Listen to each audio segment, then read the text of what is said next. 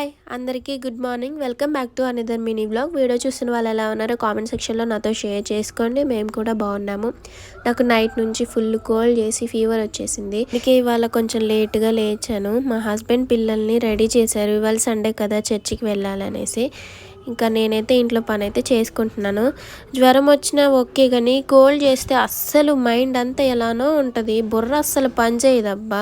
ఏదో దిమ్ముగా, ఏదో మనల్ని ఎవరో కట్టేసి పడేసినట్టు, ఊపిరి ఆడకుండా ఇలా ఉంటుంది. అసలు ఫీవర్ వచ్చినా ఓకే, కానీ కోల్డ్ అయితే అస్సలు తట్టుకోలేము నేనైతే.